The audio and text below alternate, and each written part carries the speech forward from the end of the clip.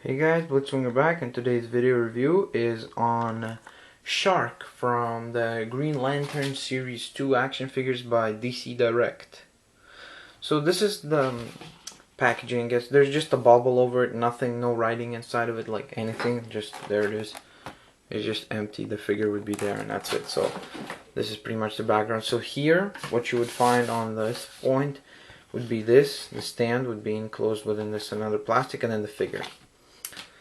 So yeah, there's just some of the figures in the line just says Green Lantern, Shark, very basic for DC Direct, and then a nice span of the characters in the line.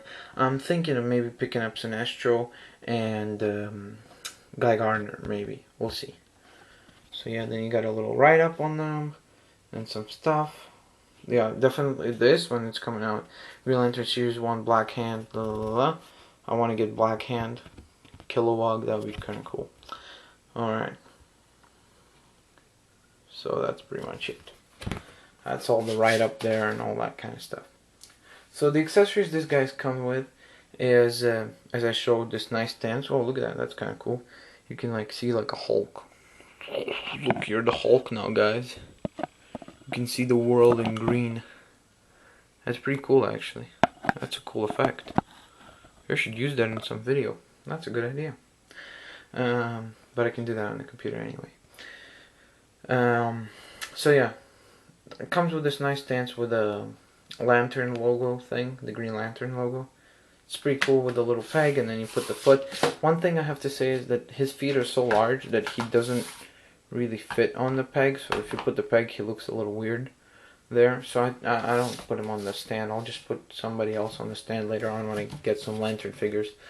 So as you can see, he comes with this really big fin. Now one thing I have to warn you about this fin is when you just get this figure, make sure that you don't, because I don't know how, but I opened it and this fell out and I thought that I lost it and I was going to return it, but then a few days before that I was looking around my room and by mistake I saw this little bag with something and I'm like, what the hell?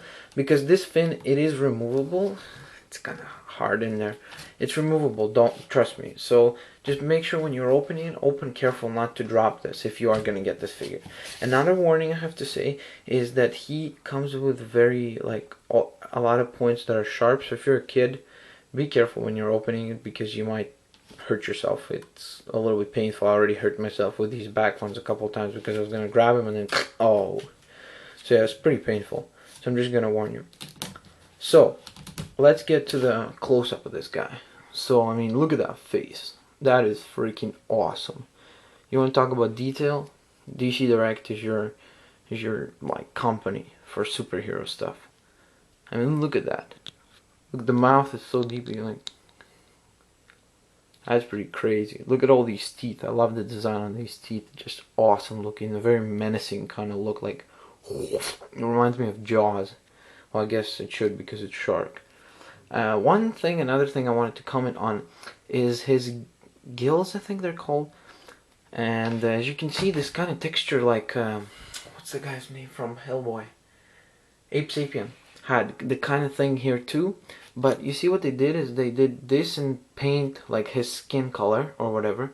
But then these things, you can see it better on this hand actually. They're translucent kind of.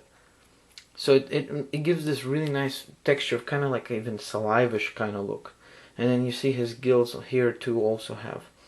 And his feet have the same kind of design where it's the feet are colored in paint and then the in-between areas are very much translucent. As you can see, if you flip it over, you can get a better idea of it, what I'm talking about. So yeah, and there's the peg hole for the stand, as I was saying. So one thing before I get to the articulation that I have to talk about is that I would agree with anyone who would say that this is not an action figure because it's more of a statue. It's true. It's kind of like McFarlane. That's what DC Direct is known for. It's more of a statue. It still has articulation, so it wouldn't qualify as a full statue because the statue is like more stationary. Not any like a pre-posed kind of deal, but this one thing that I kind of wish that was on it would be some head articulation, because that does give him a pre-posed look on his head. I wish there would be some articulation, but then as you can see, all of this detail would have to be really hurt by that. So I don't mind it. It's alright. It's not. It's a pretty cool pose anyway. It's very menacing looking, like I'm gonna eat you. But let's get to articulation. So as I said, nothing in the head. He's actually a ball jointed shoulder, which is not very common for these figures actually. Then he has one point articulation in the elbow, not much actually, just very little bit articulation, and then his wrist is also actually on a ball joint, so you can see you can get quite a lot of movement from that. His legs just go out a little bit and up, then they bend at the knee just a little bit, and he has a swivel at the foot, not up and down, but a swivel. So yeah, that's as far as all the articulation is concerned for this guy. I'm not really sure. I think this guy's around 8 inches. Okay, I'll just bring in this guy. Sorry about it, but that's the one I have laying around close by. So I think this is supposed to be like a 5-inch figure, or yeah, 5-inch figure. So as you can see, he's quite taller. So I'd say probably 8 to 9 inches he'd be tall. That's around his height. So he's quite a large figure. He has like the build look that would fit a Hulk figure. Like I could see them cutting off the gills and stuff like that. Like let's say if Marvel were to release it, would be around the same scale for Hulk figure. So that's nice. I mean, I always like to have bulky figures. I don't know, it just looks cool and you feel like you get more for your buck. And by the way, I just wanted to remind you, no waist articulation unfortunately, but again, as you can see, all these things are just molded into here really nicely, and like when you rub your finger over, you feel like really everything, pretty much everything on this figure except the black stuff, which is his clothing, has some type of different texture. Like you put here, it's a different texture, here on the teeth, everything. It's really, really well done as far as the detail is concerned. So I mean, I would definitely recommend it to anybody who is 1, like sharks, 2, a Green Lantern fan, 3, just enjoys really unique designs, character designs. Sorry about that. Like not very ordinary, like extraordinary character design, because he is unique. I mean, oh. And yeah, that's one other thing, is he sometimes falls down.